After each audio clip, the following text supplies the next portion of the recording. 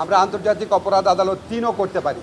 আমরা বিচার কার্যে সর্বোচ্চ গুরুত্ব দিচ্ছি। খুব সংক্ষেপে বলি, আমরা যখন এই আন্তর্জাতিক অপরাধ ট্রাইব্যুনালে যখন বিচার কাজ শুরু করেছিলাম, আমাদের এই মূল ভবনটা একদম প্রিপেয়ার্ড ছিল না। একটা টিন শেডে কাজ শুরু করেছিলেন আমাদের বিচারকরা এবং চিফ প্রসিকিউটর তাজুলের নেতৃত্বে টিম।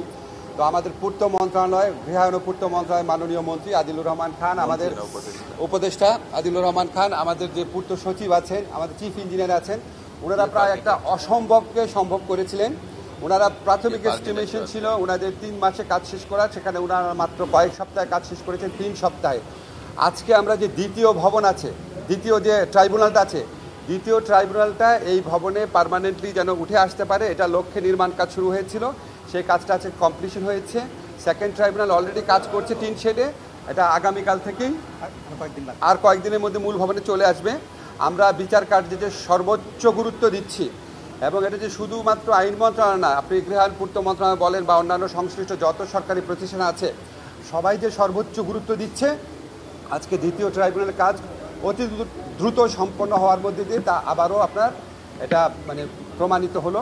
তো আমরা এমনকি এটাও চিন্তা করছি, আমরা এখন টিন শেডটা খালি হয়ে গেলে আমরা আন্তর্জাতিক অপরাধ আদালত 3ও করতে পারি। যদি আমরা 3 করতে পারি, তাহলে আমরা অন্যান্য যে আন্তর্জাতিক অপরাধ আছে, যেমন গুম বা অন্য ধরনের যে আন্তর্জাতিক অপরাধ, সেই সমস্ত অপরাধের বিচার কার্য দ্রুততর করতে পারবো।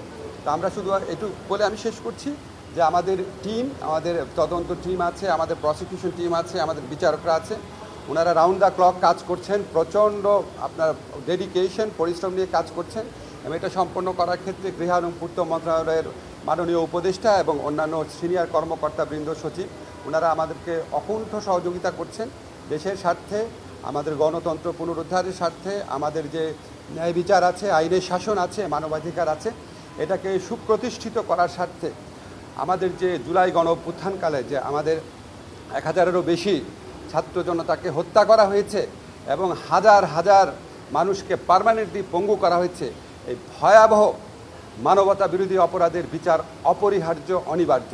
সেই বিচার করার লক্ষ্যে প্রথম থেকে আমরা অবিচল আছি এবং বিচারের যে গতি আছে সেতে আমরা যথেষ্ট সন্তুষ্ট আছি।